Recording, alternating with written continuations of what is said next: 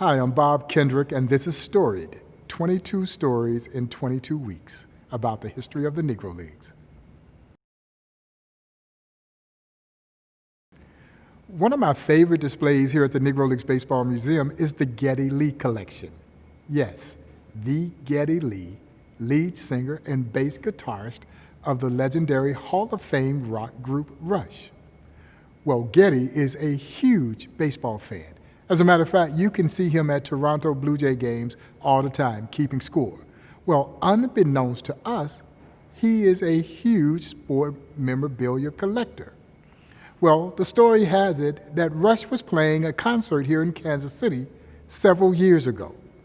And Geddy had a great friend that lived here who has sadly passed on, who says, "I'm going to take you by to experience the Negro Leagues Baseball Museum."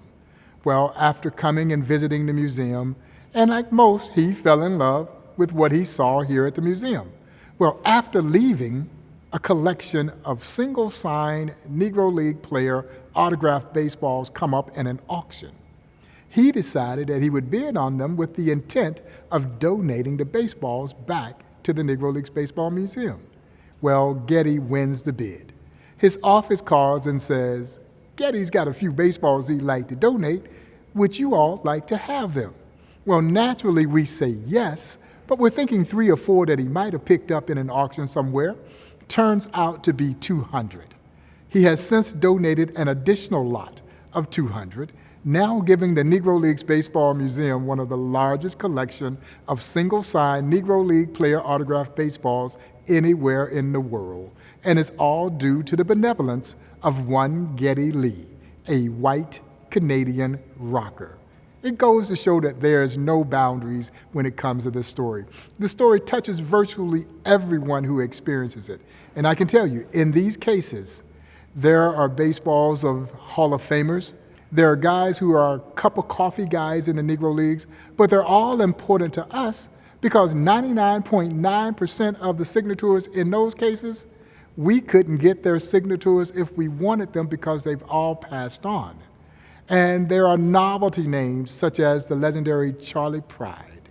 Yeah, the country music sensation Charley Pride, who began his career well before his pioneering music career. Charley Pride played in the Negro Leagues. As a matter of fact, Charley Pride had been an outstanding pitcher in the Negro Leagues who made his way into the New York Yankees organization. It was in the Yankees organization that he hurt his arm. And after hurting his arm, he fell back on a pioneering country western music career some 72 million albums sold later.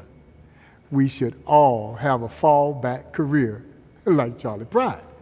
But not only did Geddy Lee donate the baseballs, he came back and dedicated the baseballs. Now, I'll be honest, I knew who Rush was, but I can't say that I was a big Rush fan before. But I'm a Rush fan now. This has been Bob Kendrick for Storied. 22 amazing stories of the Negro Leagues in 22 amazing weeks. Stay tuned for the next episode next week.